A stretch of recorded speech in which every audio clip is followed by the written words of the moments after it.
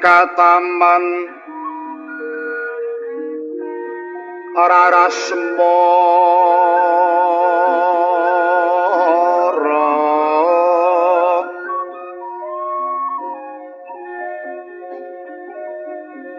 Rara pinter englam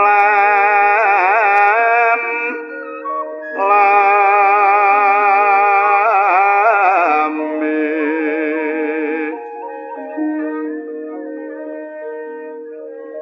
parantu mameng di lamrum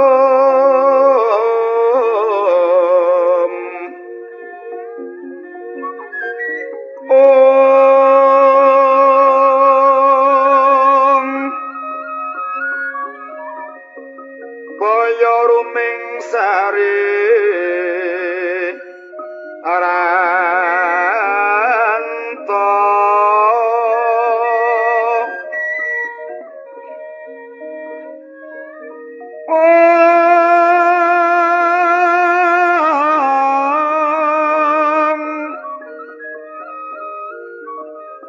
Sumaramani rongran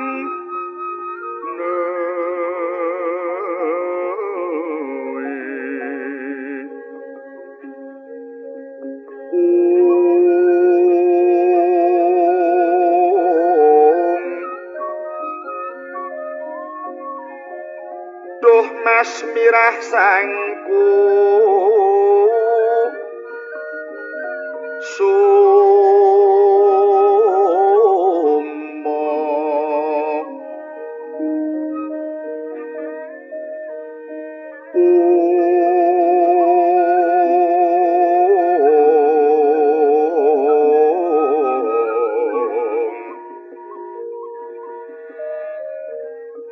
Hambuka kandaning sekar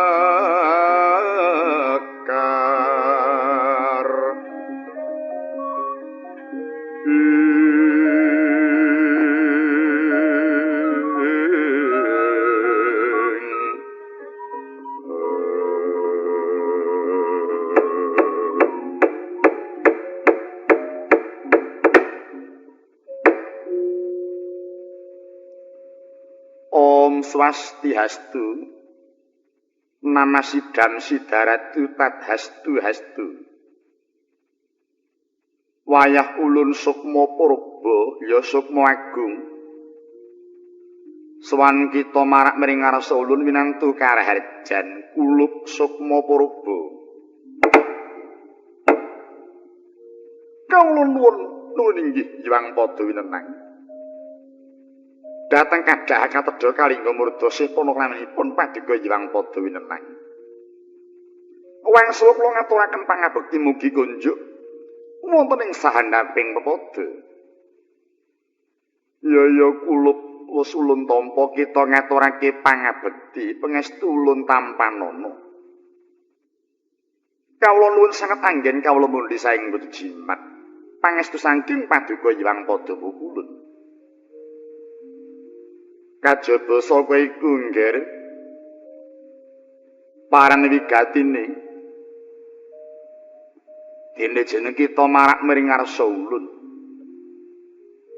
kawula nuwun inggih waleh-waleh menapa Hyang Pada pikulun sowan hamba marang ngarsa paduka Hyang Pada winenang tanah sanes kepengin kula badhe majaraken dhateng manah kula apa kang dadi pepeteng ati kita nggir sukma purba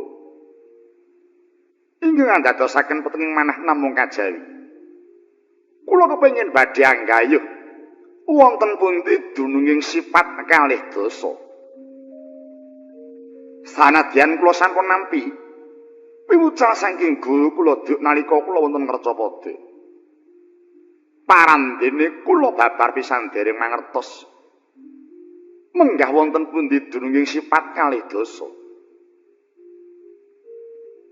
sukma purba apa ta marmane jeneng kita angudi marang dununging sifat 20 kawula nuwun inggih Miturut sabdaning guru kula, menawi kula saged nyumarapi dhateng dununging sipat kalih dosa, ing mriku kula saged milenggahaken anggen kula gesang satataning bebrayan wonten ing Arcapada. Iya nggih, Sukma Praba. Kaya ora jeneng kleru menawa jeneng kita anggayik marang dununging sipat 20. Pancen kapara nyata manawa sifat manungsa ing kono wis bisa nyumurupi marang dununging sifat 20. Yekti bakal bisa nglenggahake ingkang satata jroning urip ana ing Arcapada. Nggih. Sifat 20 iku kang dumunung ana madyaning hangga kita pribadi, hamung kita ingkang durung nyumurupi. Jroning salira ing kono wis tinulis asmane wujud aksara Jawa 20. Kababari yaiku Hana Caraka, Data Sawala padha jayanya Maga Bathana. Nadyan to iku mung wujud seratan ananging nggih. Satemeniku mengkupi wulang ingkang luhur tumanaping gesanging Madyapada. Mula ing kono sinerat aksara Ha. Ingkang mengku lambang halam husik wis suwung. Titah Ngarcapada amung dumunung netepi marang Gusti ing Gusti. Lamun ta wening panggrahitane lan bisa ngenepake marang napsune weninging cipta temah ing kono ana usik ingkang ngobahake saka kang akarya jagat. Lamun ta obah iku sebab sangka pakartining kang akarya jagat, yekti bakal bisa tumata tumindake lan bakal bisa bener apa kang katindakake.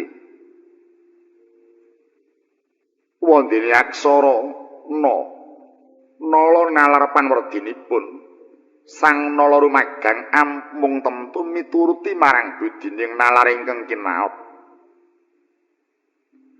Wondene aksara Ca cundhuk cancut pamredinipun cawe-cawe sawetawis apa dene lamun wis cocok lair lawan batine. Awit sakateng makarti lamun totan cocok ing lair lawan batine, yekti ing kono bakal bisa gesek anggone tumindak. Aksara Ra saking ngrasa mung raras ngrum ngrasa serik lamun to manungsa iku wirang, mula aja nganti jejering urip demen gawe wiranging marang liyan. Awit sapa wong kang bakal nandur tumuli bakal angguh. Wondene aksara Ka kineker karkating batin kinodrat lamun totan kalakon. Jroning tepake marang kodrat menungsa ora bakal sepi saka ing wiradat. Ewadene lamun ta wis medal sakata ing wiradat ing kono lagi ketitik lamun iku kodrating widi. Wondene aksara D dalan dereng kelawan andalarung destun kepingin dadi pandum. Lamun ta andalarung tumindak yekti ora bakal bisa dadi pandume ngurip. Aksara Ta tekating sedya ngetut tetep ana lair kelawan batin. Lamun ta tanden tetepi yekti ing kono lair ngapusi marang batin, batin uga hanggara marang lair. Lamun wis keplok lair kelawan batine adat kang wis lamun ta tumindak yekti bakal ngunduh kuruping pakarti kang tansah kabudidaya mrih luhuring bebuden lan utamaning tumindak. Wondene aksara Sa suminggah ing laku sisip sasarane dikasar pawitane kudu saguh. Awit lamun tumindak sasar ing kono Raden sirnakake yekti amung sisip ingkang bakal tinampa. Kawula nuwun inggih. Wondene aksara Wa sipating manungsa kudu bisa netepi marang aksara wa. Wani waspada ing semu. Wani iku pinangka cempurit, wandene waspada iku minangka uwet. Sabanjure yaiku aksara la. Lulus laku jroning urip. Lire lulus sepen marang ing lali. Lena tunayekti kuwi wis dadi lelakone ngaurip. Aksara pa pupusen kodrating Hyang Widi ora perlu padha padur rempon. Wondene aksara D. Destun kudu kang pinanggih delek-delek lamun wis padha gadheg. Aksara J. Jagat gedhe, jagat cilik, tetela menungsa bakal lanjut. Wondene aksara Ya. Rahayu panwerdinipun sipating urip aja nganti demen miyar-miyur. Aksara Nya nyata nyamati uripe lawan nyata wong urip aja sedemen nyacat marang sesama. Ala becik iku mung dadi pirantining urip ana ing ngarep Capada. Aksara Ma mongko marganing para makhluk murang marga menungsa mesti bakal tumindak murka kelawan milik. Mula kudu sugih pitupengan. Aja nganti sifat manungsa tumindak murka kelawan milik sabab anggone kurang sesrawungan. Rumangsa miris lamun nonton marang kawibawaning liyan iku iki bakal bisa gawe cintrakaning uripe dhewe. Wondene aksara Ga. Ingkang mengkurdi manungsa kudu golong gemeleng. Manunggal dadi sajuga sabab gaman kang luwih ampuh iku ya mung kajaba. Gumolong manunggaling tekad lahir kelawan batin. Aksara Ba. Badan budi bobot guna panggrahitane kelawan bobot ingkang satuhu. Kang sinebut bobot satuhu kulup ora kok saka gedhening kahanan kang binobot nanging nitik sangka lelabuhane.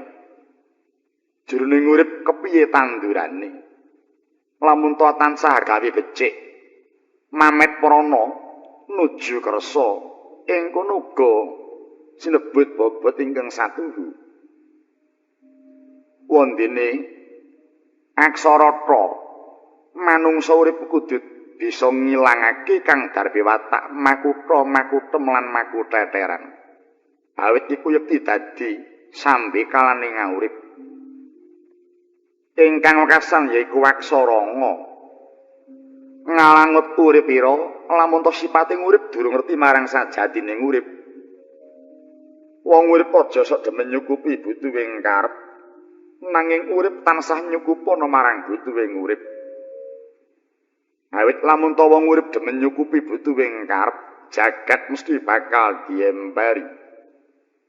Ananging lamun to urip nyukupi marang butuhing urip, tumindak ya mung sak titahe, nanging sifat manungsa ora sepen saka pambudidaya. Hanut marang kadiwasane dewi-dewi, lan tansah nggedhekake panelongsa kunjuk marang Bathara.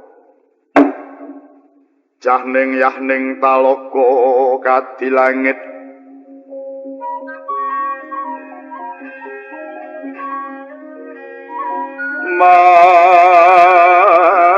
mambang tangpas wulan upamaneka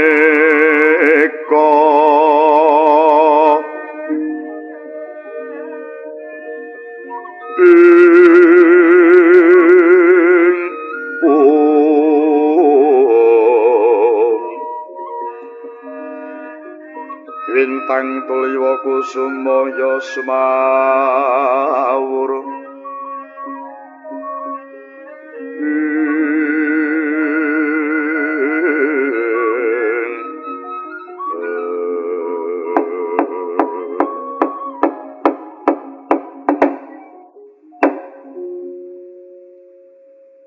Panyayah lumampah wanci pangelong papak obor sewu. Biar pajar manah kula dewe mangke kula sampun tampi menapa ingkang dados sabdanipun paduka Hyang Pada winenang. Kulup sukma purba syukur mangayu bagyus keti jumurung. Manawa kita wis bisa nampa kang dadi sabda ulun. Kajaba sira sinebut sukma purba. Nggih. Gandeng sira wis ngerti marang dununging sifat 20. Yekti jeneng kita bakal langgeng amanggih marang katentreman. Nanging nggih katentreman kang langgeng iku mengko ora bakal kasandang ana ing madya padha. Katentreman kang langgeng, kamulyan kang langgeng. Sayekti bakal tinampa menawa jeneng kita wis ngancik ing alam pati. Nanging nadyan to mangkono kulup iku mungkin arya kanggo ancer-ancer kabeh iku mung dumunung ana tumindak lan kelakuaning jeneng kita kulup. Manawa jeneng kita lair batin anggon kita angenemi jiwa luhur hambek ingkang utama jroning sira urip ana ngaracapada ing kono margane kita bakal kena sinebut sukma langgeng.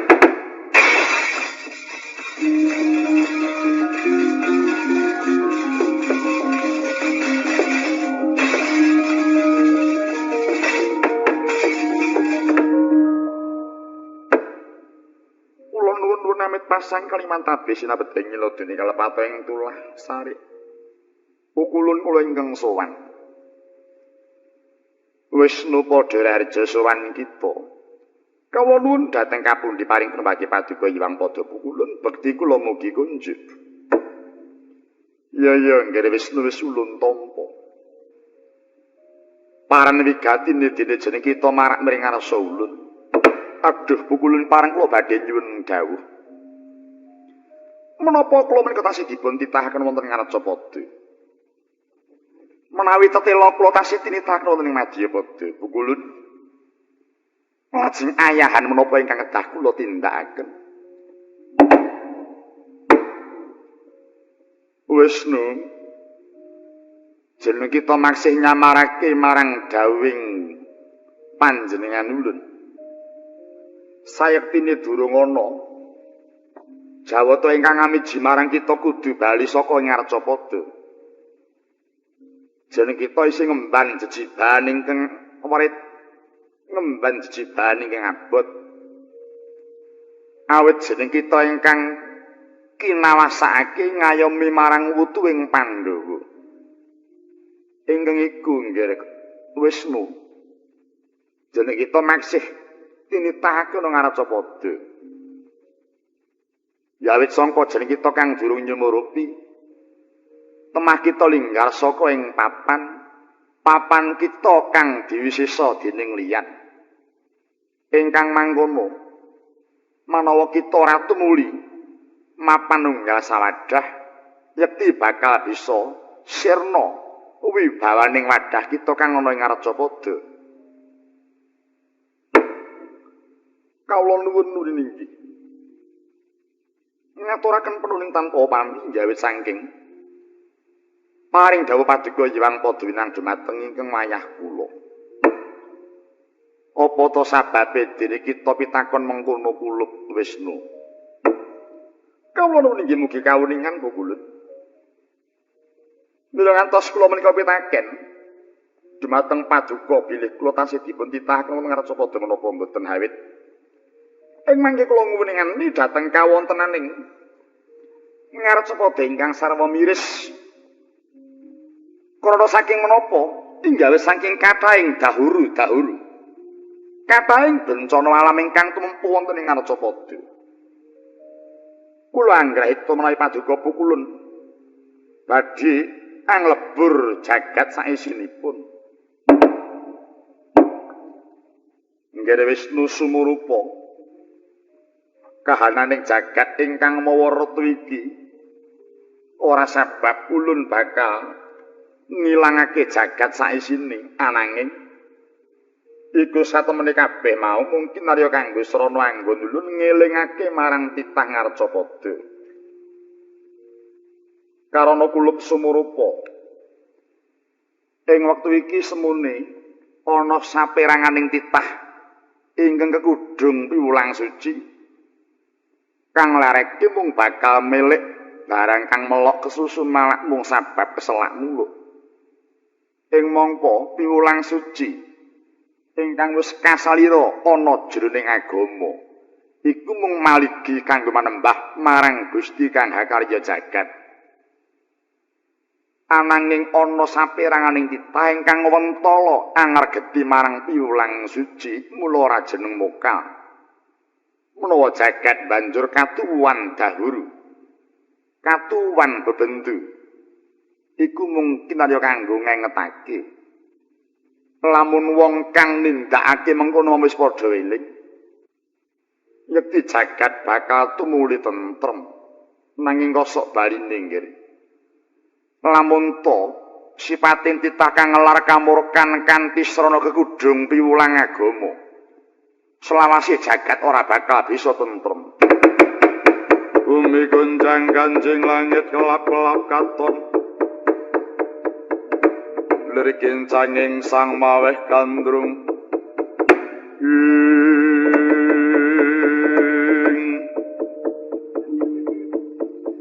Rumaos padhang jagat kula pukulut. Karana sampun nampi dawuh saking paduka pukulun persasat kados tiyang nembe jejamas. Asreping manah kula. Ulup Wisnu iya. Ingkang mangkono dina iki uga jeneng kita tumuli ulun tundung baliya marang Arjapada. Bebarengan kelawan kadang kita kang ana ngarep iki menika sinten? Para enggal jeneng kita takono. Kisanak kowe sapa? Aku Sukma Langgeng. Sira dadi kadangku. Ora gampang menyebut sedulur karo aku. Marga aku durung ngerti sepira kawruhing Bathara Wisnu. Oh iya. Nggih. Sukma Purbaya Sukma Langgeng. Nuwun kula. Mara jeneng kita bareng ana kelawan Wisnu tumuli bali menyang Arjapada. Jagat tumuli tentremna, wong kang lali padha elingna, wong kang luput padha benerna. Kula nyuwun pangestu pukulun. Ya nggih, jaya Wijayanti.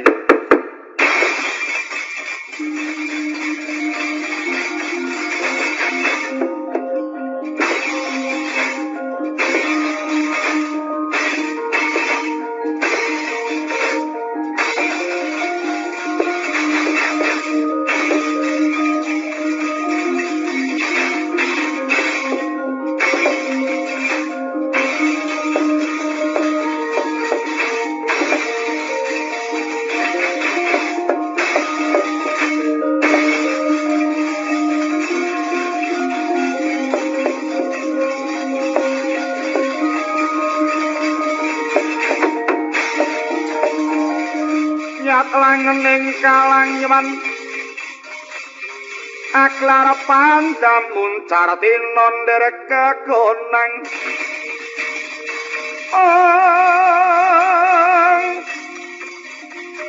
surem sorotetan padang kasor lan pajaring purnaming gekono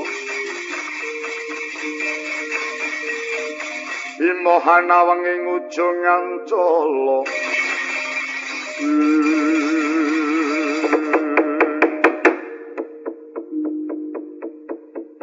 Sukma Langgeng. Apa? Kumewat tembungmu ana ngersaning Hyang Pada Winenang. Aku ora kena ndaku kadang marang sira menawa sira durung ngerti marang kahananing Wisnu, apa kang mok karepake? Calone kowe karo aku bakal kadawan entremake jagat sak isine. Ora jeneng aku iki umuk. Ning nyatane wektu iki aku wis nampa piwulang saka Sang Hyang Pada Winenang. Engkang mangkono aku gelem dadi rowangmu. Waton jeneng sira Pertitis mangsuli kang dadi pitakonku. Ya mung arep tak coba. Mbok menawa aku bisa suka wangsulan marang sira. Dumadining manungsa kuwi sangka ngapa? Oh iya.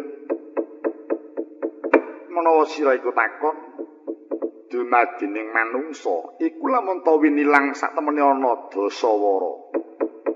Dasa iku 10 wara iku wilangan. Lho, kok 10 wilangane?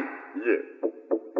Sebab dumadining Dasawara iku sangka budidayaning Trimurti. Tri iku 3, murti iku pepadhang. Pepadhang tri prakara ingkang kumpul dadi sawiji ambabar Dasawara nganti dadi menungso. Nalare kepiye? Semoning Trimurti 1 bapa 2 ibu, 3 Gusti kang hakarya jagat. Gusti kang hakarya jagat maringake cacah ana 9. 9 pewaring saka Gusti iku mau ora bakal bisa tumindak apa-apa lamun totan den genepi sawiji genep Dasawara. Dene wujude iki ingkang 5 dumunung ana ing panca indriya, ingkang 4 dumunung ana ing cipta rasa budi karsa. Iku rak wis 9 turta ora kasat netra peparing saka Gusti kang hakarya jagat. Wondene geneping Dasawara utawa wilangan kang sawiji iku dumunung ana purba wasisaning Gusti ingkang bakal nguripake marang kewadaganing manungsa. Manungsa ora bakal bisa urip padake lamun totan tinitisan marang purbaning Hyang Maha Kawekas. Kasaring tembung sinebut nyawa. Mara tumuli golek ana. Ora ana kok ngarca padha ana wong kang bisa gawe nyawa. Ya mung sawiji sabdaning Gusti lamun to wis nyabda gesang bakal gesang. Ana wis nyabda mati tutuli bakal mati. Wondene paring saka wong tuwa lanang iku ana 4 tur sarwa kasar. Wujude apa? Yaiku 1 balung, 2 kulit, 3 otot kaping 4 daging. Iku paring saka bapa. Wondene ibu iku uga maringi ana 4. Tur sarwa alus paring saka ibu. Wujude yaiku getih sumsum jarawan kelawan otak. 4 lan 4 ana 8. 8 mau ora bakal bisa tumindak apa-apa lamun total ginepi 2. Lamun wis digenepi 2, yaiku kumpuling bapa kelawan ibu, ing kono bakal bisa dumadi bebayi kang linarake saka hangganing ibu. Mula aku nyebut lamun Dasawara dumadining manungsa. Bumi gonjang kanjing langit kelap-kelap kat. Berikin panging pangmakan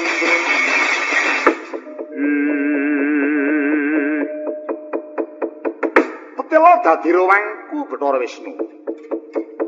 Ing ngatasé waskita anggon kita Mas padhake lan pertitis anggon menyebutake nanging kena apa? Wektu iki ragamu nandhang kasangsaya kok kowe ora welas kelawan kang dadi wadahmu.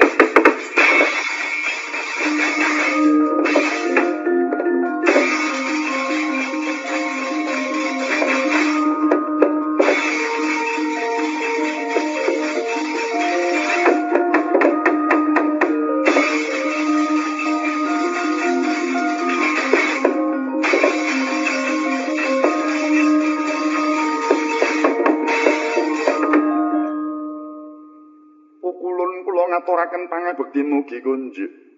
Iya Kresna wis ulun tampa kita ngaturake pangabekti. Kula nyuwun pejah Pukulun.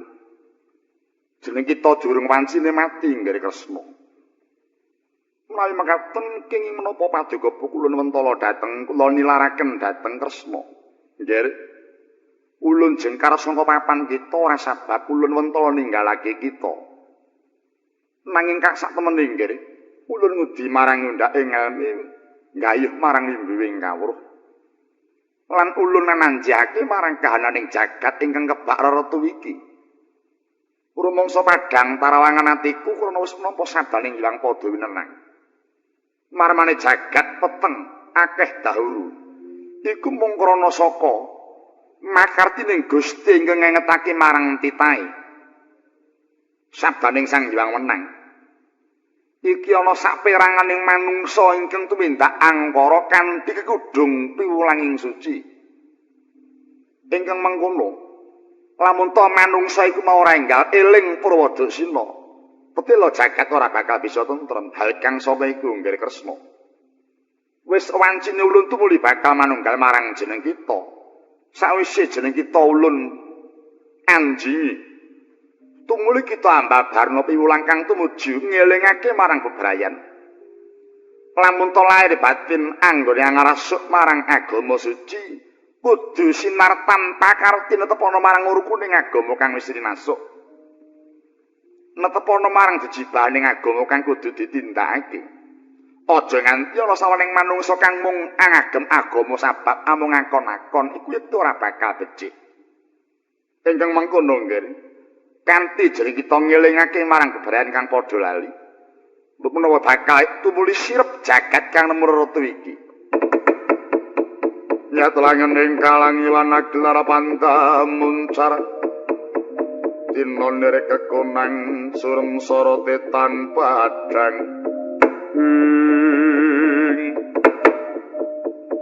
Kawula nuwun ninggi mboten langkung dhateng sendika ngestakaken dawuh paduka ulun. Sawangsul paduka tumuli kula badhe ngengetaken dhateng bebrayan ingkang supados lair batin anggenipun nekuni dhateng agaminipun tansah nindakaken menapa ing dados tuntunaning ajaraning agami. Kula Kresna ya marenga wengakna swarga kita ulun tumuli manjing marang jeneng kita Kresna.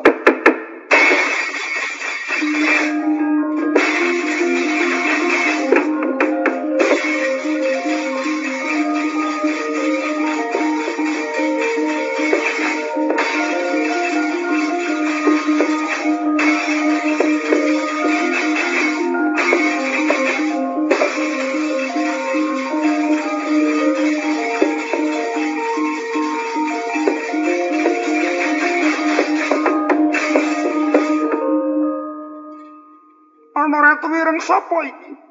Aku Nalendra Ndurawati Prabu Bathara Kresna. Aku Sukma Langgeng. Ana apa? Grenjeting atiku kepengin aku bakal suwita marang kowe. Kowe arep suwita karo aku? Iya dasar para nyata. Kowe ngerti pawitane wong suwita. Kasaring tembung wong ngenger kuwi sithik pangane akeh pegaweane. Apa kang kaparintah aku ora bakal suwala aku manut mituhu marang reh parintahmu. Yen ngono ayo, tetno sak laguku. Ya tak dherekake Sukma Langgeng.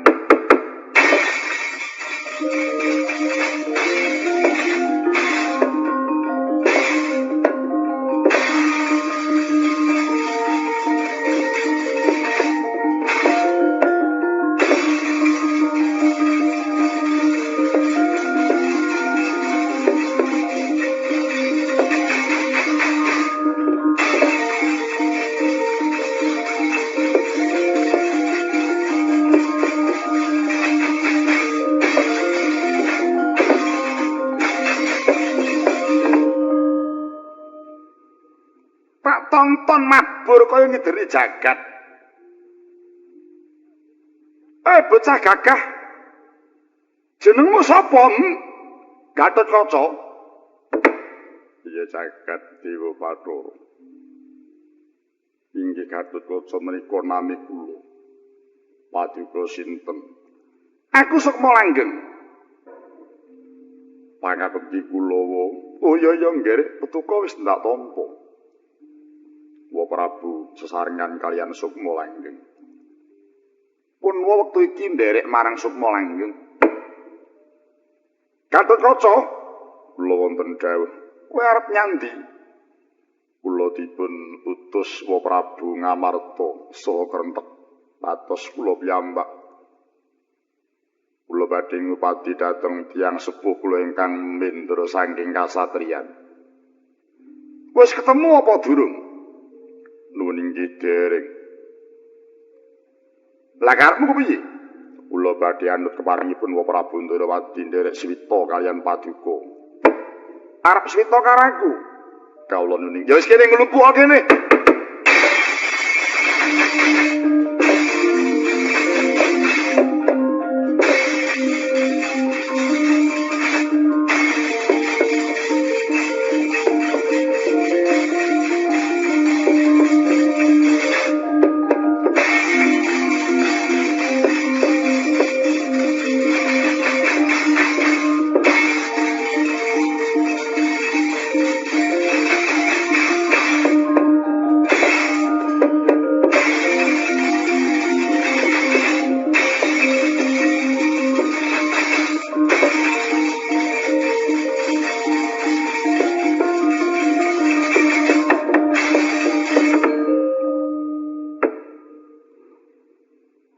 Layangan pedhot jebul menungso kang ngleyang. Kowe padha becik cah Bagus. Nuwun inggih dhateng kapundi. Yayi Janaka padha rareja. Pangabekti kula Koko Prabu, iya wis tak tampa Yai. Pangabekti kula paman.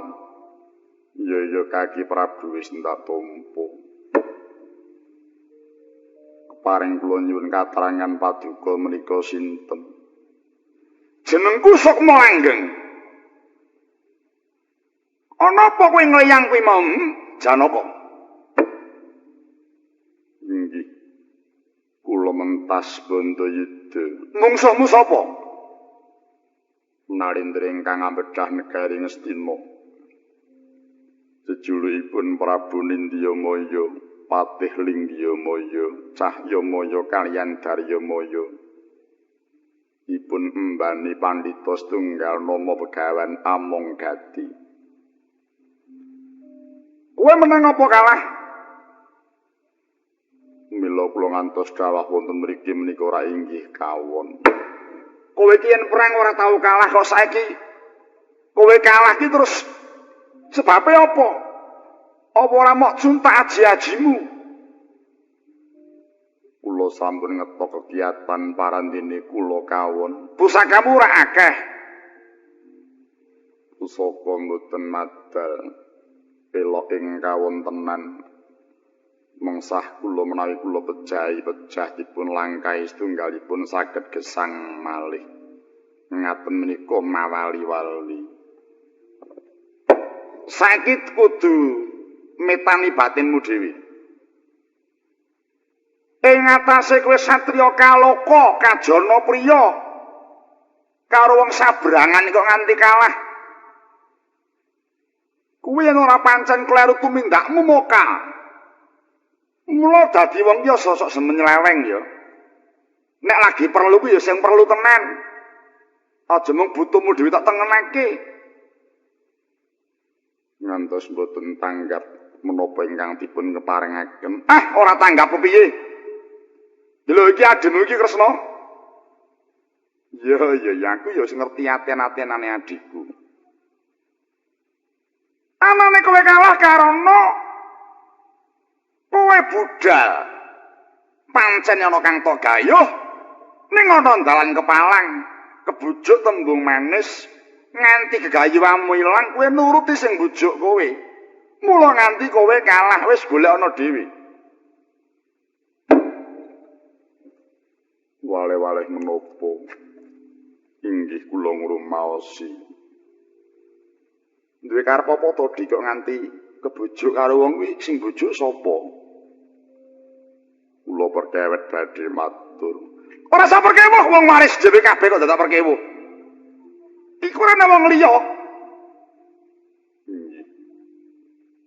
Nalika kula bidhal saking kasatriyan menika badhe ngupaya Kakang Mas Werkudara ingkang sampun dangu murca saking kasatriyan.